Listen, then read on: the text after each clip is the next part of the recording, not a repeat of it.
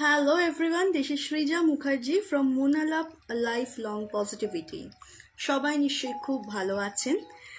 আজকে চলে এসেছি একটা লাইভ নিয়ে, আর আজকের বিষয়টা আপনারা বুঝতেই পারছেন থাম্বনেল দেখে, promoting wellness through healthy competition. Competition বললেই আমাদের যেটা মনে পড়ে জেতার কথা। অনেকে রয়েছে কোনো কিছুতে পার্টিসিপেট করছে, কোনো প্রতিযোগিতা, সেটা বিভিন্ন বিষয়ের উপর হতে পারে, সেখানে জেতার কথা প্রথমেই মনে পড়ে। কিন্তু হেলদি কম্পিটিশন বলতে কি সেটা বোঝায়? না। হেলদি কম্পিটিশনকে যদি আমরা ডিফাইন করি তাহলে আমরা বুঝতে পারবো যে হেলদি কম্পিটিশন আমাদের রেফার করছে যেখানে আমরা নিজেরা কতটা কি শিখতে পারছি, আমাদের নিজেদের কতটা গ্রোথ হচ্ছে, আমরা যেটা শিখলাম সেটা আমাদের কতটা শেখা হলো, আমাদের কনফিডেন্স কতটা রয়েছে, সেই বিষয়টা আমরা সামনে আনতে পারছি, নিজেকে জানতে পারছি, নতুন কোনো স্কিল আমরা শিখতে পারছি যেটা আমরা চাইছি পেতে, সেই জিনিসটা পাওয়ার জন্য। এটা কোথাও একটা নিজের সাথে নিজেকে তুলনা করা, অর্থাৎ আমি কোনো কাজে আগে কতটা করতে পারতাম আর এখন আমি কতটা করতে পারছি, আমি কি কিছু ইমপ্রুভ করতে পেরেছি, এই জিনিসটাকে আমরা বলতে পারি।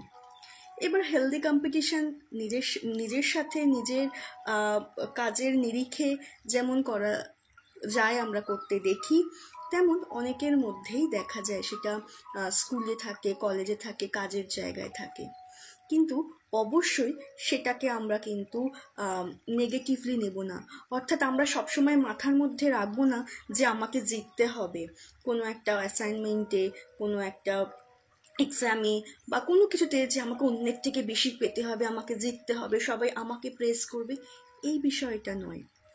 আমি চেষ্টা করব আমি আমার তরফ থেকে কতটা ভালো কাজ করতে পারছি, কতটা আউটপুট দিতে পারছি, আমার যে লার্নিংটা হয়েছে সেটা কতটা ইফেক্টিভ হয়েছে, বা আমি নতুন আরও কি শিখতে পারি, যে আমি যেটা অ্যাকচুয়ালি চাইছি পেতে, সেটা পাওয়ার জন্য কতটা আর আমার খামতি রয়েছে, সেটা আমি একটু নয় নির্ধারণ বা করতে পারি, বা আমি বুঝতে পারি, সেই জায়গাটাকে কিন্তু আমরা ভাবতে পারি। অর্থাৎ আমরা এটা ভাবতে পারি যে আমরা যদি হেলদি কম্পিটিশনের মধ্যে থাকি তাহলে আমাদের কি কি বেনিফিটস হতে পারে। বেনিফিটস কিন্তু অনেক কিছু আছে। আমাদের প্রথম যে বেনিফিটসটা হয় সেটা হচ্ছে পার্সোনাল গ্রোথ, অর্থাৎ আমি যেটা বললাম যে ব্যক্তিগতভাবে আমার কতটা কি উন্নতি হয়েছে, বা আমি কতটা উপলব্ধি করতে পারলাম কোনো পার্টিকুলার কোনো একটা কাজের নিরিখে, আমার কতটা শেখা হলো, আমি সেই জায়গাটা বুঝতে পারছি। এর সাথে সাথে নিউ স্কিলস লার্নিং, নতুন কোনো স্কিল শিখতে আমরা পারি, অর্থাৎ আমরা যেটা চাইছি জিততে, আমি জিততে শব্দটা বলার থেকে বলবো যে জিনিসটা আমি আমার জীবনে পেতে চাইছি, বা যে জায়গাটা, যে লক্ষ্যে পৌঁছতে চাইছি, সেই জিনিসটা পেতে বা লক্ষ্যে পৌঁছতে কি কি নতুন কিছু যদি আমাকে শিখতে হয়, সেটা নতুন কোনো স্কিল শিখতে হয়, সেই জিনিসটা আমরা শিখতে পারছি। কোথাও আমাদের নিজেদের ওপর নিজেদের যে বিশ্বাসের জায়গা সেটা বৃদ্ধি পায়, অর্থাৎ আমরা নিজেরাই ভাবতে পারি যে না, আমি এই কাজটা ভালো করে করতে পারবো, আমি সফল হতে পারবো, বা আমার মধ্যে সেই ক্ষমতা আছে যেটা আমি চাইছি সেটা পাওয়ার। তো এই জিনিসগুলো কিন্তু আসে, একটা ডিসিপ্লিন লাইফস্টাইল তৈরি হয়, অর্থাৎ আমাকে একটা ডিসিপ্লিন লাইফস্টাইল তৈরি করতে হবে, কারণ আমি যে যে জিনিসগুলো আমার জীবনে হোক চাইছি বা যেটা পেতে চাইছি, সেটা পেতে আমাকে একটা প্রপার রুটিন ফলো করতে হবে। তাহলে লাইফটা কোথাও কিন্তু একটা ডিসিপ্লিন লাইফ হয়ে যাচ্ছে, তাহলে আমার এটাও একটা বেনিফিটসের জায়গা যে আমার লাইফটা ডিসিপ্লিন হয়ে যাচ্ছে। এবং সর্বোপরি আমার যেটা মনে হয় যে হেলদি কম্পিটিশন থাকলে কাজের জায়গাটা খুব ভালো হয়। আমি যদি কাজের পরিবেশের মধ্যে দেখি তাহলে প্রত্যেকেই নিজের গ্রোথের সাথে সাথে কিন্তু যে লক্ষ্যে পৌঁছতে চাইছে বা যেটা চাইছে পেতে, সেই জায়গাটায় যখন চেষ্টা করবে তাহলে সেই জিনিসগুলো, অর্থাৎ আমি ধরে নিতে পারি, আচ্ছা আমি এভাবে আমরা ধরে নিতে পারি যে কোনো একটা অ্যাসাইনমেন্ট দেওয়া হয়েছে, প্রত্যেক একটা টিম আছে, সেই টিমে ধরে নিলাম 10 জন আছে, প্রত্যেকটা আলাদা আলাদা করে কাজ দেওয়া হয়েছে একটা অ্যাসাইনমেন্টে। প্রত্যেকে চেষ্টা করছে তার দিক থেকে 100% দিতে, যাতে তার যে কাজটা নির্ধারণ করা হয়েছে সে খুব সুন্দর হয়, একদম পারফেক্ট হয়, এবং সুপারভাইজার যিনি আছেন একদম বলেন যে খুব ভালো হয়েছে। অর্থাৎ প্রত্যেকে যদি চেষ্টা করেন যে তারকে যে নির্দিষ্ট একটা পরিমাণ কাজ দেওয়া হয়েছে সেটা যদি খুব ভালো হয়, তাহলে সবাই মিলে যখন একটাই জিনিস চেষ্টা করবে, তখন আলটিমেটলি যে আউটকামটা হবে, যে অ্যাসাইনমেন্টটা দিয়ে হয়েছে, সেটা বেস্ট হবে। অর্থাৎ এটা কিন্তু একটা টিম ওয়ার্ক বিল্ডিংয়েও হেল্প করছে, একটা সুন্দরভাবে টিম ওয়ার্ক করতেও হেল্প করছে। তাহলে আমরা কোথাও টিম ওয়ার্ক করতে শিখে যাচ্ছি, এবং আলটিমেট যে গোলটার জন্য আমরা হেলদি কম্পিটিশনের মধ্যে থাকছি, সেই গোলটাও কিন্তু খুব সুন্দরভাবে অ্যাচিভ হয়ে যাচ্ছে, বা আউটকামটা খুব সুন্দর হচ্ছে। তো আমরা চাইবো প্রত্যেকের মধ্যেই হেলদি কম্পিটিশন অবশ্যই থাকুক নিজের জন্য, আর আলটিমেটলি যেটা আমরা পেতে চাইছি সেটার জন্য। স্কুলের ক্ষেত্রে স্টুডেন্টদের মধ্যে হেলদি কম্পিটিশন থাকে, তবে এক্ষেত্রে পেরেন্টসদের একটু ভূমিকা রয়েছে বাচ্চাদের এটা বোঝানোর জন্য, যেন তারা পরীক্ষা বা যে কোনো কিছুতে স্কুলের মধ্যে কোনো কিছু প্রতিযোগিতামূলক কোনো বিষয় বা পরীক্ষার ক্ষেত্রে তারা যেন সবসময় জিততে হবে, বা মানে জেতাটাই কম্পিটিশন, এটা যেন মাথায় না রাখে। তারা যেটা শিখতে পারলো, তারা সুন্দরভাবে কতটা ডেলিভার করতে পারছে, সেটা যেন তারা মাথায় রাখে। তাহলে তাদের আগামীতে শেখাটা আরো সুন্দরভাবে তারা এগিয়ে নিয়ে যেতে পারবে, এবং যে ছোটোখাটো ত্রুটিগুলো হয়তো রয়েছে সেগুলো তারা বুঝতে পারবে, এবং সেগুলোকে শুধরে তারা এগিয়ে যেতে পারবে।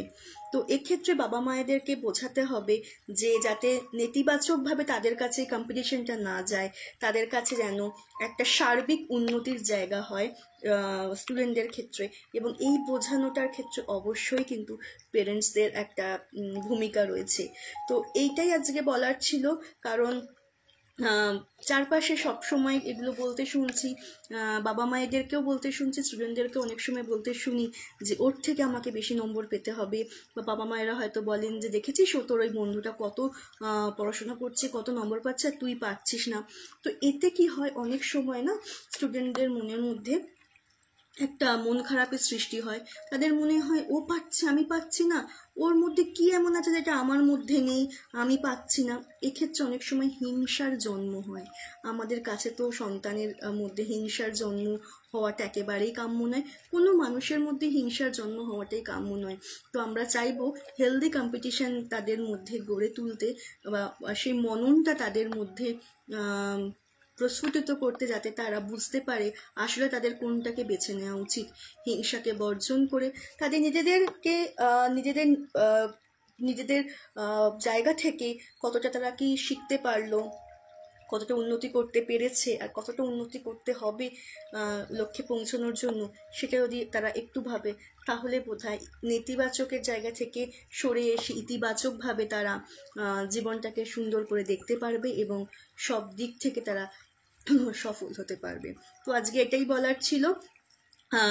সব সময় ভালো থাকার চেষ্টা করবেন। আমি জানি আপনারা চেষ্টা করেন, কারণ এখন আমরা বুঝতে পারি যে আমাদের দৈনন্দিন জীবনে নানা রকমের পরিস্থিতি আমরা সম্মুখীন হই, যেগুলো আমাদের সম্মুখীন হওয়ার ফলে মনের মধ্যে চাপানুতর তৈরি করে, খারাপ লাগা তৈরি করে, উদ্বেগের সৃষ্টি করে।